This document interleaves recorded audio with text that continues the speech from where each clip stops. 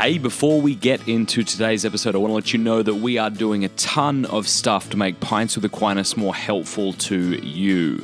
We have developed a new website, pintswithaquinas.com, the sweet new logo that I'm sure you've seen by now. I'll be creating comic strips for you to share. Yes, comic strips, actual cool-looking, at least fun comic strips for you to share on social media. All this stuff costs money, not to mention the microphone, the computer, paying to host the podcasts, taking time out of my day to do this. All of this to say that I would like to invite you to join me in helping Pints with Aquinas keep going. The way you could do that is by going to pintswithaquinas.com, clicking the Patreon banner, and then donating. Pay. Give me $2 a month. I know that's pretty straightforward, but come on, what else do you want me to say?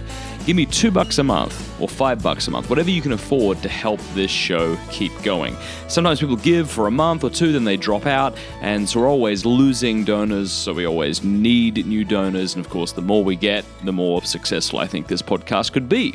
So there you go. There's a very straightforward, no beating around the bush appeal to you to support the show. You're going to love today's episode. Thanks so much.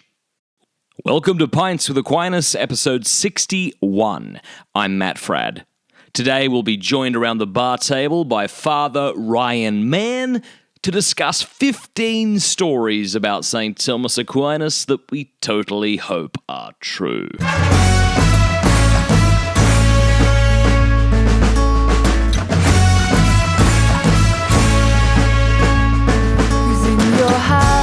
Father Ryan! Oh my gosh, I can't believe it worked. It's amazing. Dear listeners, we've been trying to connect via Skype for the last 20 minutes, but to no accord. No accord? To no success. To no, I don't know.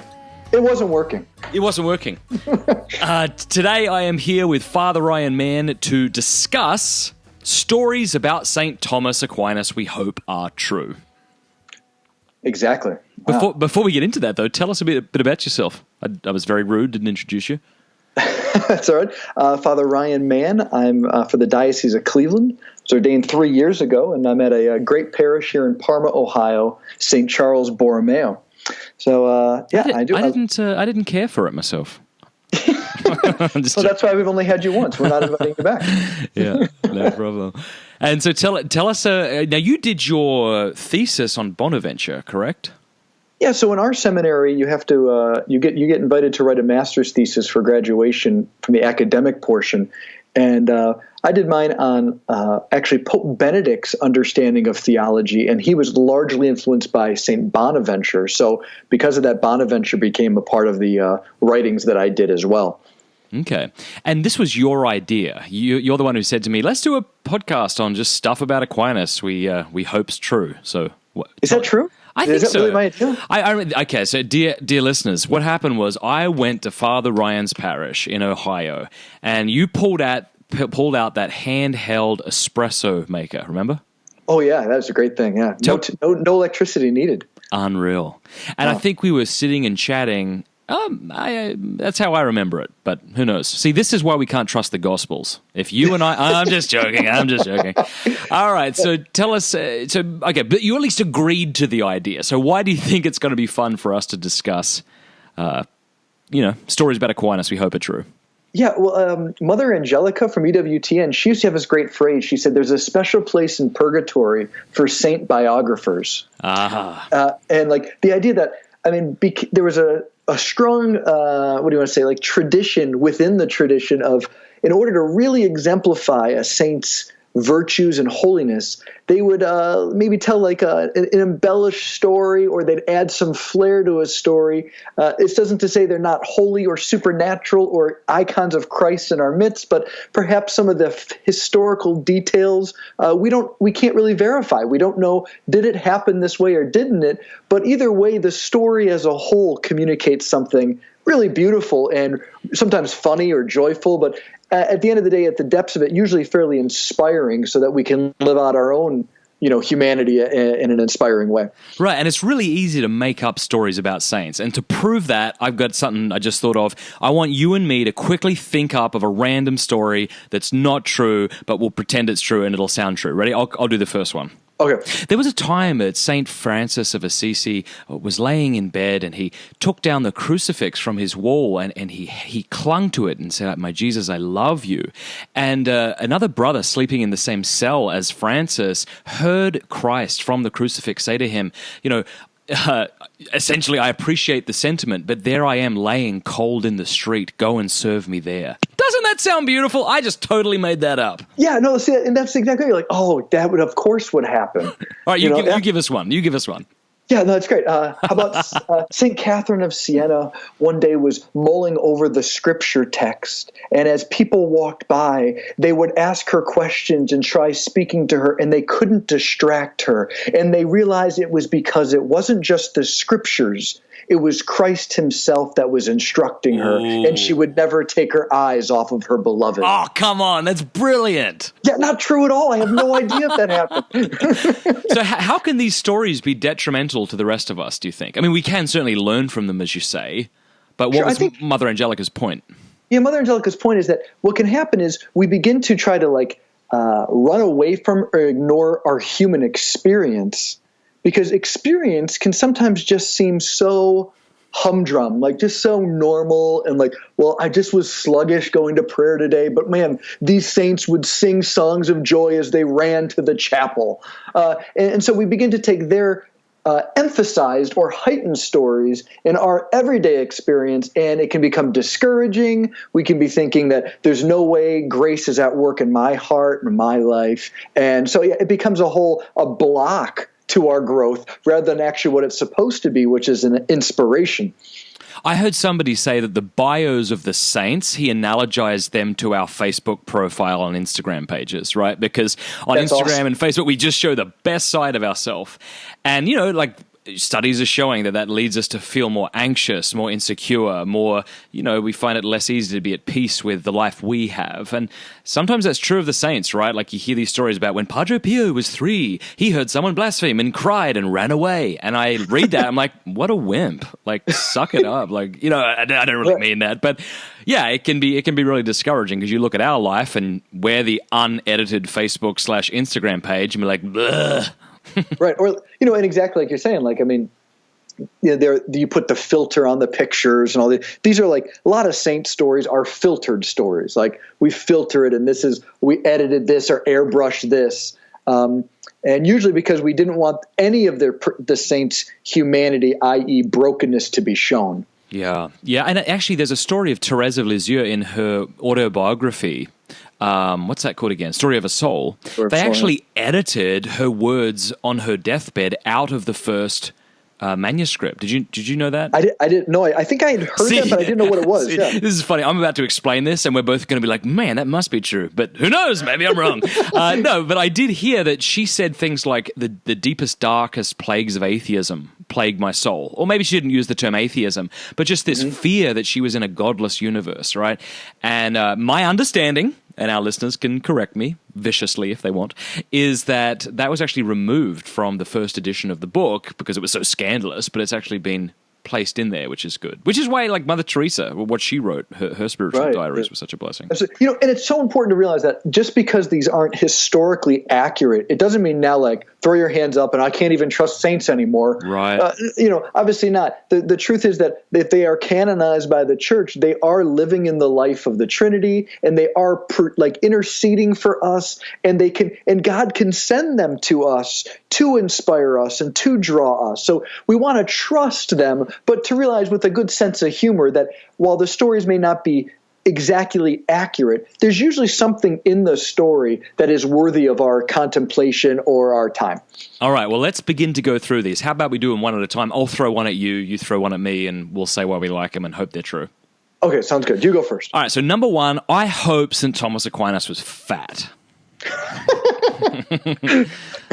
I don't know. We hear that he was fat. We see pictures of him being fat. I remember once I uploaded an image of him where he didn't look fat, and someone said, that's just an edited picture of Aquinas. I've actually looked. I can't see any kind of evidence to think he was fat other than what Albert the Great apparently said of him, and this, I guess, is another story I hope is true, that Aquinas' friends would mock him at, university because he was so quiet. They thought he was stupid. And someone said, you call him the dumb ox, dumb in the sense of not speaking, but I tell you, his bellowing will be heard throughout the world. So there's two stories of Aquinas. I got 2 for 1 there that I hope are true. Yeah, and the fat one, there's actually a story, I think, going off of that where the brothers, when they would eat, the Dominican brothers, they would have it's like a long, like a picnic table, you'd imagine. Like a picnic table bench is what you pulled up. But because he was so big, their bench would be too far away from the table that they couldn't reach the silverware. And so they had to carve out part of the table for Aquinas so that he could fit within there and everyone could reach the table. I mean, this is how these stories get exaggerated. Because you'd think... How humiliating. Why is that big half circle, semicircle on the table? That's for Fat Thomas. Exactly. I mean, exactly. And what's interesting is how many people do know that about Aquinas. They may not be able to know anything he wrote, but they do know, he was big. He was real big. But again, I don't know if that's true. Do you have any good reason to think it is? I have no, and more so than that, you'd think they kept the table that they carved out if he was as amazing as he was. Right. So I don't know of any proof of that except just, oral tradition and it be written down in a few places. But yeah, exactly. At our seminary, actually, there's a statue of Aquinas and he's skinny. Yeah. Who the heck wants that? Say, get out of here. Yeah, no, that's not real. There's no way. Whole 30 Aquinas. Yeah, exactly. I think here's another story I heard. So in the beginning, I said we'd go back and forth, but apparently I'd like to hear the sound of my own voice. You're making the rules. You can play however The third story that I've heard, and it plays into this fat thing, is that Aquinas wasn't huge into different ascetical practices like wearing hair shirts, sleeping on the floor, and these sorts of things. But that he was a very virtuous person, right? Very virtuous in the non-obvious, sort of humble ways. And I think part of the reason we kind of hope he was fat is we like the idea, or I like the idea of there being a saint who just enjoyed food. Right. Yeah. Yeah. And I think there's in the Thomistic tradition, so maybe not Thomas himself, there is a freedom of enjoyment. Most people who follow Aquinas, they aren't as suspicious of the things that bring them pleasure. Because I think actually on one of your podcasts already, you talked about how he said handle sadness. I think you did that with a Father Damien Ference from our own diocese here in Cleveland, where the idea was that it wasn't just pray it away, but have a good meal, see friends, take a bath. There's a sense in which he enjoyed things that were meant to be enjoyed by our Creator, by God. And I like that. I like Absolutely. It a lot. All right, well, let me give you a shot. Give us a story you hope's true about Aquinas. Okay, and I don't know if you've heard this one. And so this is a good one. Is supposedly it was him and a few others. They were asked by a local bishop to check out this nun that had a high reputation of sanctity, that people were saying she's like a living saint. And so the bishop said, go check this out. And supposedly Aquinas and these others went, and they got into the chapel. They said, Sister so-and-so's in the chapel. And they go into the chapel, and she's levitating. Okay? Mm-hmm. And all the other people with St. Thomas Aquinas are in awe. And you could just imagine they're thinking, she's so holy. And supposedly Thomas Aquinas goes up to her and tells her, you have ugly feet. And she comes to the ground and says, who are you to insult my feet? And she starts getting all upset. And he says, you're no saint. A saint wouldn't care that much about themselves, and walked away. There is no way that's true. I know, but it's a story like I've heard several people tell this story. It's a good story. Yeah. Why do we like that story? I think we like it because there is a practical wisdom to it, right? There's like a sense in which holiness doesn't have to be, I have the stigmata, I'm levitating, but there's a sense of Aquinas just being down to earth and be like, you're kind of self-absorbed. There's no way that could be holy. It's kind of practical. It was like that time I stayed with you right before I got up to give a big address. You walked into the chapel where I was kneeling and you said, hey, your hair looks stupid, and walked out. And I was like, man, I was so offended by that. I like saying that just to really get you ready. You're no saint, Matt Fred. All right, well, let's see. What's another one? Well, here's a story I hope is true, and this seems to be one that's shared in most biographies of him, so I suspect it has more weight than some of the others. And that is when Aquinas was running off to join the Dominicans. Perhaps we shouldn't say running off, but my understanding was that the superiors of the order were moving him to a different place because his family was so upset that he joined this mendicant order, this order that begged for their food, that weren't truly established in the church at that time. It was a bit of an embarrassment to the family. Was that I guess the mum or dad or both sent brothers off to take Aquinas by force. They locked him in a room. And the story goes that one night they sent in a woman of the night to tempt Aquinas, and that he spent no time mucking around. He went straight for a wooden log in the fireplace that was still alight, chased her outside with it, and then he shut the door and he made a cross with the black of the stick on the door. That's a heck of a story. That's pretty intense, though. I mean, you hear stories like that about Padre Pio, right? How he just starts like screaming at people in the confessional. Right, or even like Francis of Assisi, right? When he was struck by any sort of temptation, he'd roll around in a rose bush. And I mean, there's a dramatic flair to these saints that's not domestic. Yeah, back in the 13th century, they didn't have cold showers, I guess. Or all their showers were cold, I guess. Oh, yeah. Cold shower, thornbush. Thornbush. All right, keep going. Thornbush it is, yeah. I like this story about Aquinas because I like it because you tend to think of him, or at least I do, of like, he's just quiet and praying and reading and like just really just wrapped up in the interior life of contemplating the truth. But here he is like fighting off like temptations, like really any of us are called to, at least to meet temptation firmly and not be passive about it, but to face it head on and go after it. I kind of like that. Yeah, it's a great one. Do you have another one? I do. This is the one where he is, I think it's in another one of the more famous books about him, where he's been mulling over a theological problem. I think it was a heresy at the time, trying to figure out how to respond. And his bishop sent him to some hobnobbing event. Like, we need you to go to this event, and he did not want to go, but he went. And while he's sitting at table with all these, we would say like wealthy benefactors now, but who knows what they'd call him then, he's just kind of aloof, and out of nowhere, he pounds his fist on the table and he says, "That's how I will answer that heresy." Yes. And he goes on to like describe how he would do it at that time. And so that's another story. I mean, we're not there. Why would anyone document that experience of him? I'm not sure. But it's funny because that's a rude thing to do.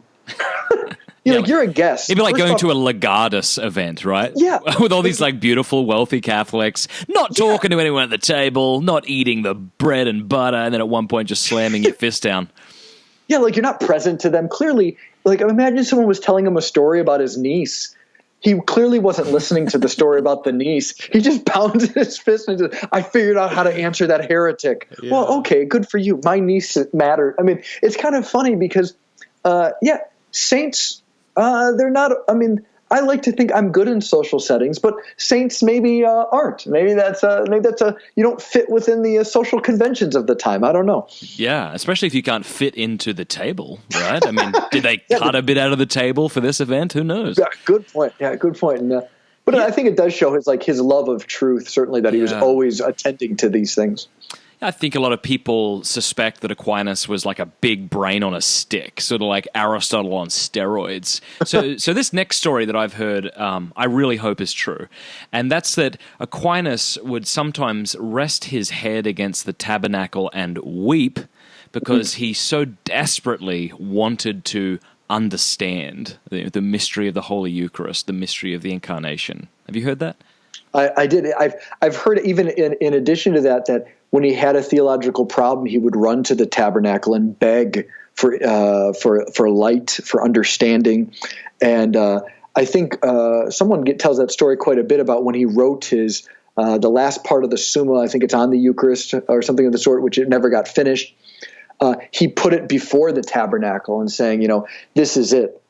This is what I have to say of you. Let me know, Lord. Yeah, there was a great devotion or love or real strong sense of the true presence. Mm-hmm.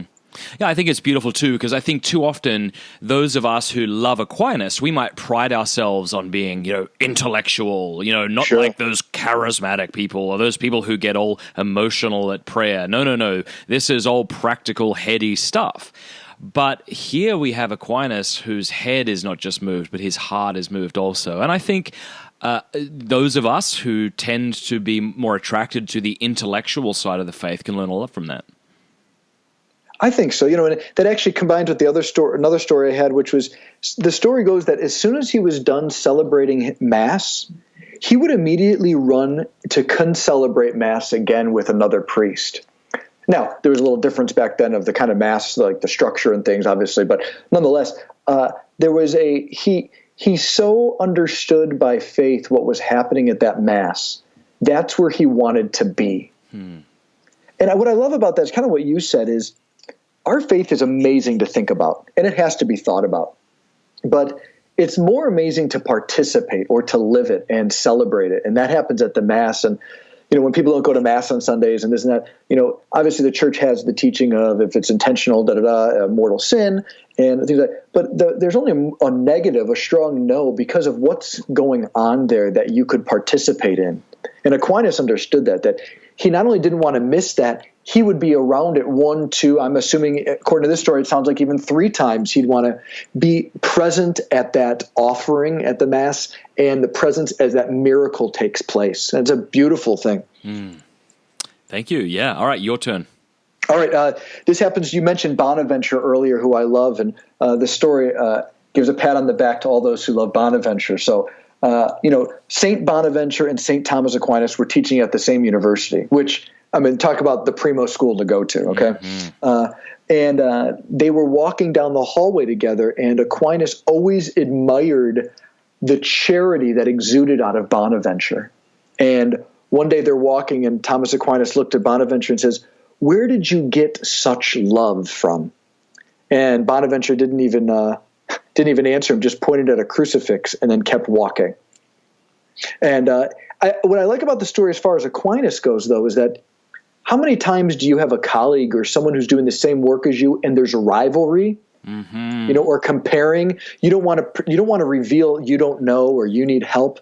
And here's Aquinas walking with Bonaventure, just says, "Where are you getting this beauty, this amazing love?" He had no problem learning from anyone. I think that's a great lesson there. It'd be funny if you and I tried that today, because a lot of these stories, they sound good when you retell them. But if they, imagine if you and I were walking down the church and you're like, "Matt, I just really appreciate your charity. Where do you get this from?" And I just ignored you and pointed and then kept walking. When what a jerk. I'm like, never mind. Clearly you don't have charity. That's right. All right, well, here's another story I've heard and I hope is true, and that's that Aquinas could dictate on several different subjects to several different secretaries all at the same time. Now, do you think that's true? I don't know. Yeah, that's the whole point of this podcast, right? I hope. See, I think it is.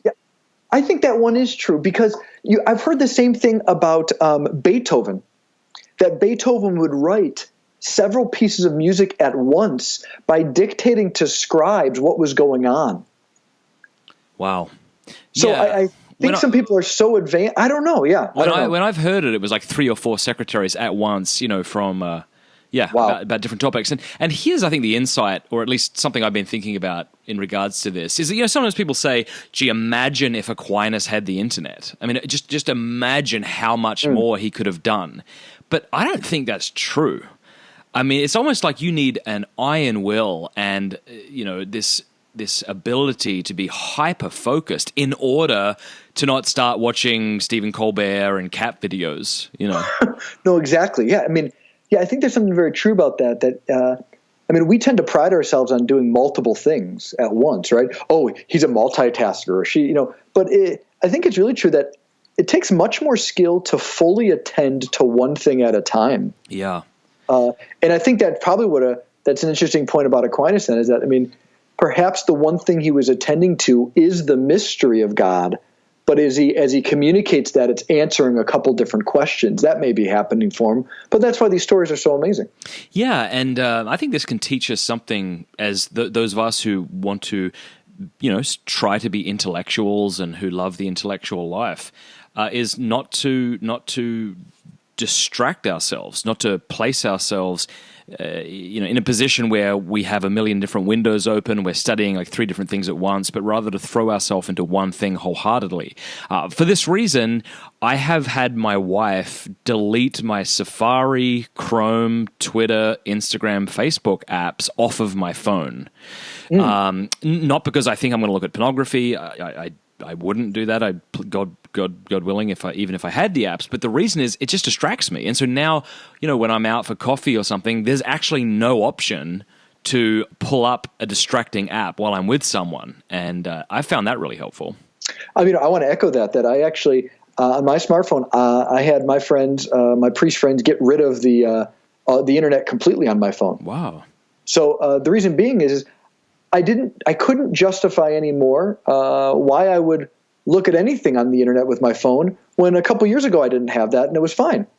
But how do you, for me, we're totally going off on a tangent here, but for me, it's like having Google Maps and being able to pull up my Delta. Oh, okay, yeah. So I still have Google Maps on there. I still have my email on there. It's just like the Safari app. Oh, I see. You had them blocked that in the App Store, yeah. Yeah. So just that's gone. So really, you're right. Like there's a less of a pull. There's an amazing book that if people who are interested in technology have never read it, called The Scent of Lemons. And it's kind of a Catholic book, but he talks about how technology is reducing us to 2 senses, seeing and hearing, but there's actually 3 other senses that we're meant to engage in reality. Wow, that's fascinating. You can keep this on the podcast because that's very Thomistic, all right, that we learn through our senses. But anyways, but one of the things he says in there is precisely that cell phones have destroyed our sense of space. That 10 years ago, you would have never heard a cell phone ring in a place like a church or a theater. Those were sacred places. That there's certain places in life that when you're there, you should have the space away from everything else to be there. And I'm not great at it as a priest. I'm not. But I want to be the kind of priest that people would say, boy, when you're with him, you feel like you're the only person. Yeah. I don't think I'm so when there. When people say, like, how are you so present? You can just point up at the crucifix awkwardly. Yeah, exactly. And then walk away as the angels sing behind me. And then as you're walking out, the guy's like, this was spiritual direction. Where are you going? Exactly. And then you turn around and you put your finger to your lips. You don't even make the shush sound and you keep walking.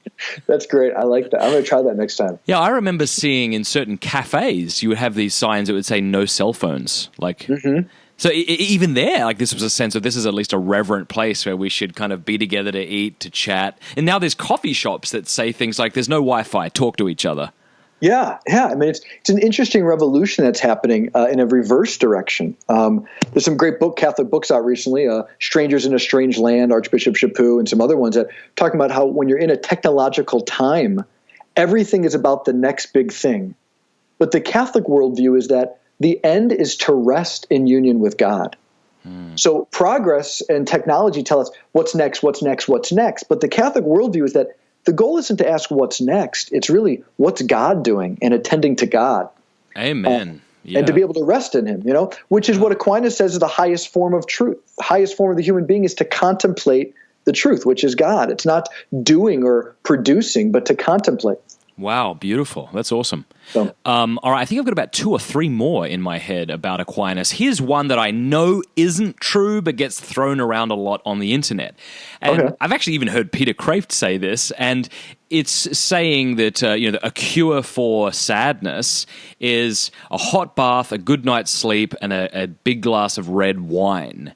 Now, I like that. Yeah, I love that. In that episode I did with Father Damien, we discovered that actually a bath was true. Aquinas did talk about that. He did talk about a good night's sleep, but he didn't say a large glass of red wine. But that said, even though he didn't say that, I think it still gets to what Aquinas was driving at. Yeah, absolutely. Yeah, I think it's and don't you see that too? Like that's why I love Aquinas' stories is they really show him to be human. A glass of red wine. I mean, that just shows you like take care of your whole self, not just your soul. You also are a body and you're a psychology. You have emotions that need to be attended to as well as spiritual yearnings and everything. Yeah. All right. Do you have any more? I have one more. Okay.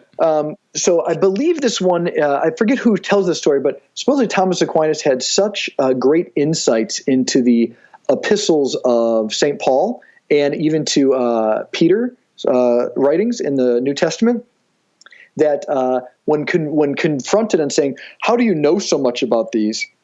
He reluctantly revealed that St. Peter and St. Paul would visit him in his cell and explain the meaning of the words to him, that he was actually tutored by the apostles himself. Wow. Yeah, that's totally not true either. All right, so the final one is, you hear the story of Brother Reginald, who was apparently walking past the chapel one night, and he heard Christ speak to St. Thomas, and Christ said, "You've written well of me, Thomas. What will you have as your reward?" And Aquinas apparently said, "Nothing if not you, Lord." Love it. I've heard it said other ways, like, I don't want anything. All I want is you, or something like that. But that's actually the way Bishop Robert Barron has on his bishop motto, "Nothing if not you, Lord," in Latin. What I love about that is you're not saying, I don't want the world, I just want you. What you're saying is, I want everything. But if it means not having you, then I don't want it. Yeah, that's beautiful. And that story I could see as being more true just because that sounds like what every saint eventually gets to. Right. Is that holy indifference or that detachment of that.